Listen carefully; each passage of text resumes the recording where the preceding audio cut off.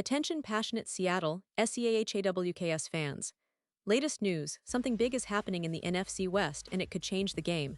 We're talking about a direct impact on Seattle Seahawks' path to another Super Bowl run, a power shift that could leave a division rival stumbling for years. We're bringing this to you firsthand. But before that, if you're a true Seattle Seahawks fan, subscribe to the channel to strengthen this passion even more. Show that you're also part of this family.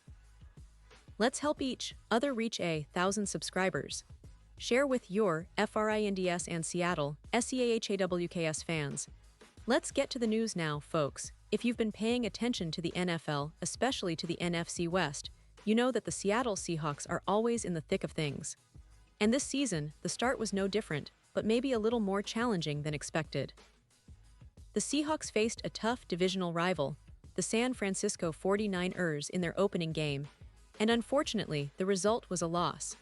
But what's really interesting here is what this game revealed about the current state of the Seahawks, especially on the defensive side of the ball, and what might be coming next. So let's break it down, because there's a lot to unpack, and it directly affects Seattle's chances to make another deep playoff run this year. The game was largely dictated by the Seahawks' offense, and honestly, it was a tough day for Clint Kubiak's crew. They couldn't sustain drives, and that's a huge problem when you're playing a team like the 49ers, who are not only physical but also disciplined and well-coached. The Seahawks managed to put up just 13 points, which is far below what they're capable of. And that's not just about the offensive line or the quarterback, although those are always key, but it also points to issues in their offensive execution. But here's the thing, even with the struggles on offense, the biggest story is what happened on the defensive side, especially towards the end of the game when the game was on the line. You see, one of the most critical moments in the game involved Rick Woolen. Now Woolen has been a bright spot for the Seahawks, a player who had shown flashes of being a shutdown cornerback, a true ball hawk. But in that final stretch, Woolen seemed to forget a fundamental rule of playing cornerback, and that's to stay focused and disciplined, especially when the game is on the line. He was often in a position to make game-changing plays, to either intercept the ball or at least stop the receiver from catching it. But unfortunately, Woolen failed to do so. He let the receiver get past him at crucial moments, and that's what cost the Seahawks dearly. It was a frustrating sight for fans, especially because Woolen's lapses were uncharacteristic and directly contributed to the 49ers' ability to capitalize late in the game. Now, it's important to understand that Seattle's secondary was supposed to be one of the team's strengths, a real cornerstone of Mike Macdonald's defense. The Seahawks have invested a lot in their secondary, especially with young talents like Devin Witherspoon and Josh Jobe, along with Woolen himself. But with the first game of the season, cracks have already appeared, and that's concerning. Why? Because rookie safety Nick Imanwari dealt with a high ankle sprain that kept him limited, and Woolen's costly lapses show that the secondary might not be as ironclad as many thought. And the thing is, 1 week into the season, you're already seeing some issues that need addressing, and fast. So what can the Seahawks do? Well, one solution might be sitting right there on the free agent market. And that's where Kendall Fuller comes into the picture.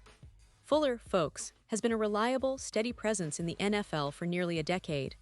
He's a seasoned veteran with over 100 starts, 16 interceptions, and 82 pass breakups to his name. The guy is known for his versatility, having played both zone and man coverage, and he's capable of bouncing between the right and left sides of the field. Although built more like a slot corner, Fuller has spent a lot of his career on the perimeter, where his athleticism and football IQ have made him a dependable player for teams like Washington, Kansas City, and Miami. What makes Fuller particularly appealing for the Seahawks right now is his consistency. He's a guy who doesn't need to make highlight reel plays every game, but he provides that steady, professional presence, something that the Seahawks might be missing right now with Woolen's occasional lapses. Remember, Fuller has appeared in 6 playoff games and was part of Kansas City's Super Bowl winning team in 2019. His experience, especially in high-pressure situations, could be a huge asset. Now you might wonder, why is Fuller available? The answer is that he was released by Miami as part of a salary dump. Despite that, he's still very much capable of contributing at a high level. Rumors have suggested that several teams, needing help in the secondary, have shown interest in him, but no one has signed him yet. And as long as Fuller still wants to play, and there's no indication he doesn't, the Seahawks could be a perfect fit. They need a veteran presence to help stabilize the secondary, especially if Woolen or Witherspoon face injuries or slip in their performance. Seattle's defense is talented, no doubt. They have playmakers, and under McDonald, the scheme has been aggressive and creative. But the secondary is a bit of a question mark right now. If they want to contend seriously, adding a player like Fuller could be the difference maker. He wouldn't necessarily need to be a hero. His role would be to provide consistency and experience, to help young players like Woolen and Witherspoon develop and avoid costly mistakes. Think about it. Fuller's presence could serve as a safety net, both figuratively and literally, for the entire defensive backfield. Of course, the best-case scenario would be Fuller coming in, taking a backseat initially, and Woolen stepping up his game. But the reality is, having a veteran like Fuller in the rotation gives the Seahawks a backup plan, a reliable option if things don't click immediately.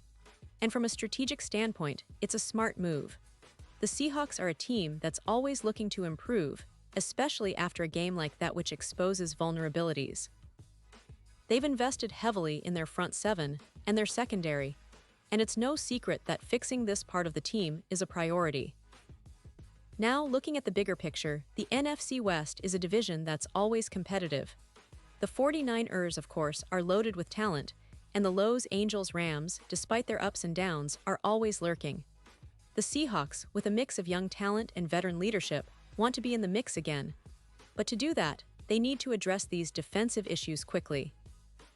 Bringing in a veteran like Fuller could be the move that turns things around, especially considering the importance of the secondary in today's NFL, where passing attacks are more potent than ever.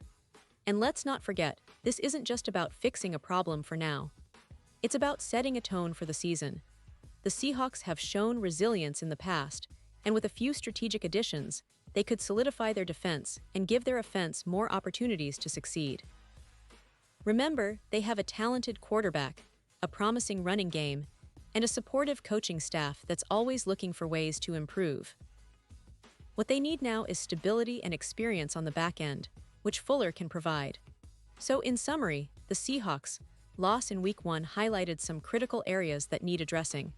Woolen's costly lapses, combined with rookie safety Nick Imanwari's injury, exposed vulnerabilities in their secondary. Bringing in a veteran like Kendall Fuller could be exactly what this young, talented unit needs to take that next step. It might be the move that helps Seattle avoid similar mistakes in future close games and keeps their Super Bowl aspirations alive. Pause here just for a second. If you want the YouTube algorithm to keep recommending the latest Seattle Seahawks news to you, it's super important that you leave a like on this video.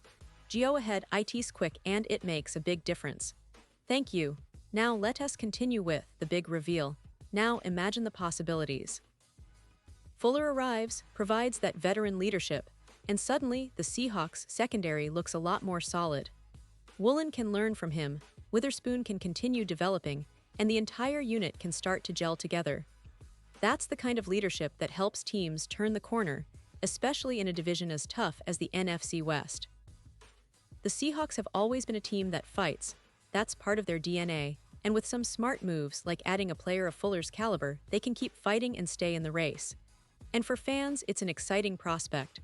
Watching a veteran like Fuller in the Seahawks uniform, helping mold the young cornerbacks, would be a sight to see. It's about building a team that's not just talented, but also resilient and intelligent. That's how championships are won, through smart decisions, experience, and a relentless drive to improve. So, as we look ahead, keep an eye on this situation. Will Seattle make the move for Kendall Fuller? If they do, it could be a game changer. The defense, especially the secondary, is at a crossroads, and adding a steady veteran might just be what they need to turn a tough opening game into a stepping stone for a successful season. The NFC West is waiting, and the Seahawks are ready to respond. They've got the talent, the coaching, and now perhaps the veteran leadership to push them over the edge. And now, Seattle Seahawks fans, I want to hear from you. What's your take on this? Drop your thoughts in the comments below.